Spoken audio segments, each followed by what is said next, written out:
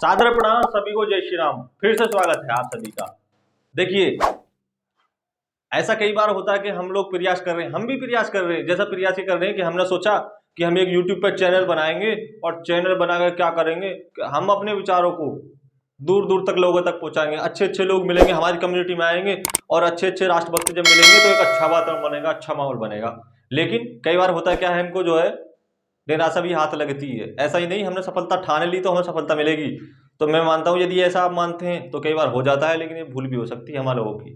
जैसा ही मैं आपको बताता हूँ, हमने एक चैनल शुरू किया था। जो वो चैनल था वो टेक्निकल चैनल था। कारण क्या है, हम टेक्निकल काम करते हैं तो हमने सोचा सुबह शाम को जो काम करते हैं उसकी वीडियो बना दो। हमने वीडियो बना दिया तो कोई वायलेशन हम लोगों की तरफ से नहीं किया, लेकिन वो क्या हुआ, यूट्यूब की तरफ से हमारा चैनल डिलीट लग गया। अच्छे खासे व्यूअर्स और अच्छे खासे सब्सक्राइबर थे हमने, लेकिन वो हमारा चला गया।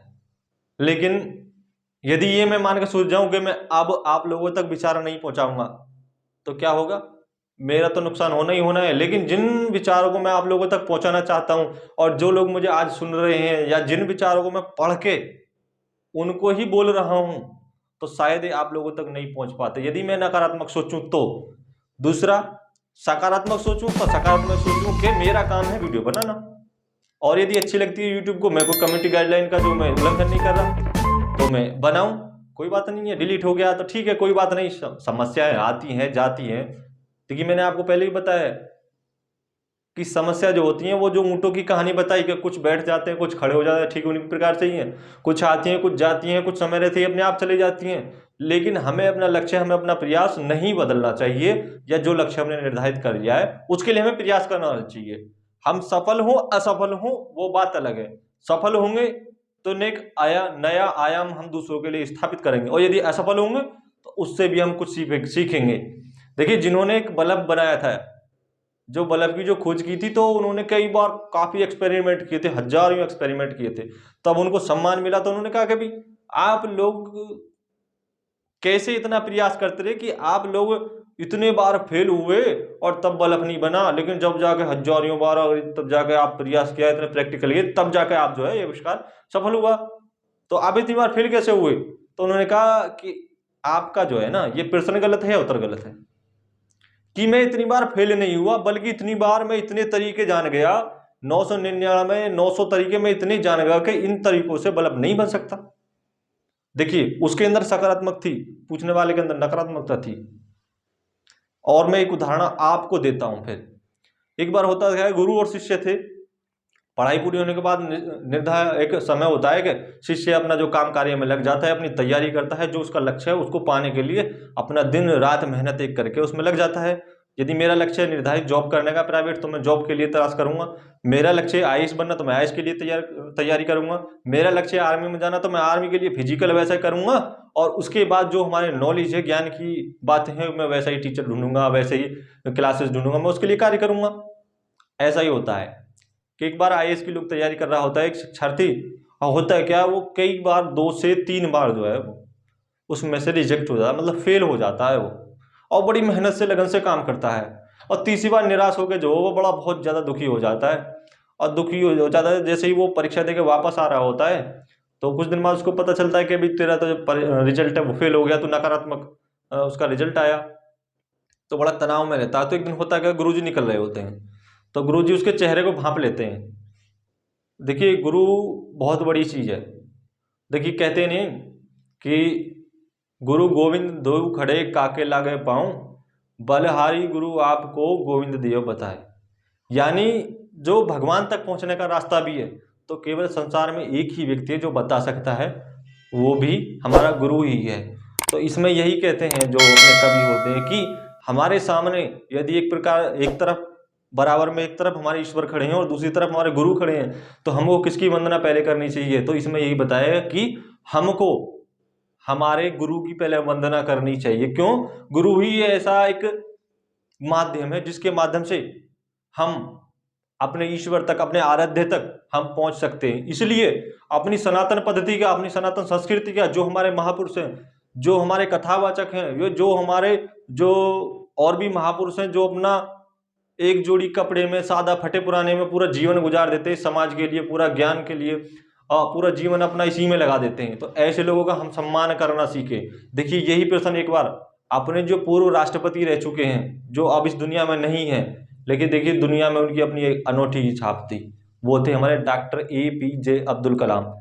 तो किसी व्यक्ति ने, किसी पत्रकारों को जानने की ये अभिलाषा जताई कि आप जीवन में क्या बनना चाहोगे, तो उनका बेबाक, बिना रुके और बेझिझक यही उत्तर था कि मैं जीवन में, अपने जीवन में मैं शिक्षक बनना चाहूंगा। तो उन्होंने कहा क्यों? क्योंकि उन्होंने कहा था शिक्षक ही एक ऐसा हीरे को तराशने वाला एक व्यक्ति है जो अपने उस मिट्टी में से भी अपने हीरे को पहचान सकता है, हीरे को निकाल सकता है। तो देखिए शिक्षक का कितना महत्व है। तो फिर लौट के वहीं आते हैं कि जब वो जा रहा होता है परीक्षा देने के बाद, वो निकलता है तो उसे अचानक लगता है, गुरुजी परख लेते हैं कि ये तनाव में है, तो वो थोड़ा सा निकल जाते हैं आगे। जैसे उसकी नजर पड़ती है उस शिष्य की कि तो हमारे गुरुजी थे निकल गए, तो गुरुजी से तुरंत लौटता, पैर छूता और गुरुजी भाग जाते हैं। तो गुरुजी पूछते हैं बता क्या बात है, कैसे परेशान? गुरुजी अब मैं पढ़ूंगा नहीं, अब मैं इसको त्याग दूंगा और मैं अब मन नहीं है मेरा, और बड़ा दुखी मन से बोलता है। तो गुरुजी बड़े शांत मन से, जो देखिए महापुरुष होते हैं ना, जो ज्ञानी लोग होते हैं, तो तनाव नहीं लेते, उसका आसानी से हल ढूंढते हैं, ना कि तनाव में जाए। उन्होंने कहा ठीक है।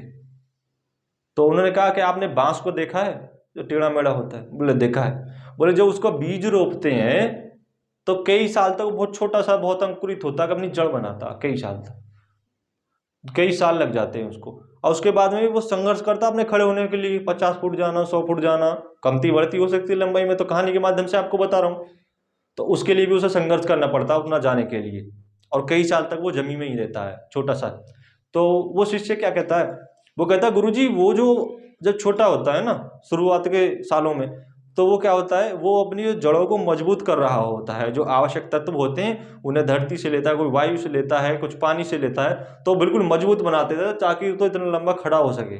तब गुरुजी कहते हैं कि हो सकता है आपने जो 3 साल में, 2-3 साल की जो आपने मेहनत करी, आपने जड़ बनाई है, वो आपसे हो सकता है विफल हो सकते हैं। बांस भी कई बार हवा का झोंका आता है, गिर जाता है, लेकिन वो टूटता खड़ा हो जाता है। तो जो आपने 2 या 3 साल में अपनी जड़ बनाई, हो सके आप आगामी जो आने वाली परीक्षा है उनमें जो आईएएस बन जाए, जिसकी आप तैयारी करें वो आईएएस की तैयारी कर रहे तो आप बन जाए।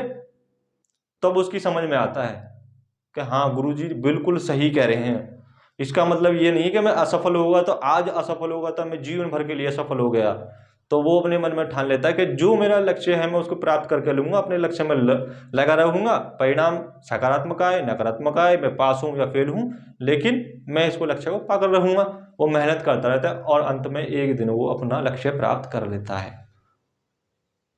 हम आपके सामने ऐसी कहानियों को बार बार रखते हैं, उद्देश्य यही है कि विचार जाए, विचार हम लोगों को आप तक जाना चाहिए।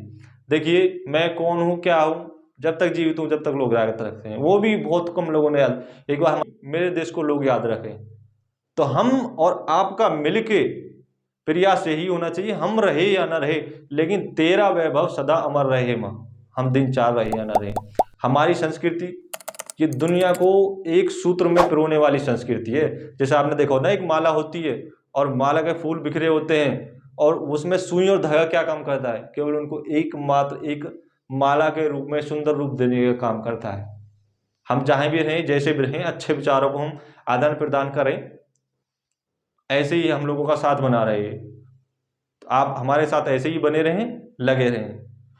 आप सब परिवार में सकुशल रहें, ऐसी हम सबनी शुभकामनाओं के साथ आपका फिर से हृदय की संपूर्ण गहराई से आपका बहुत बहुत धन्यवाद।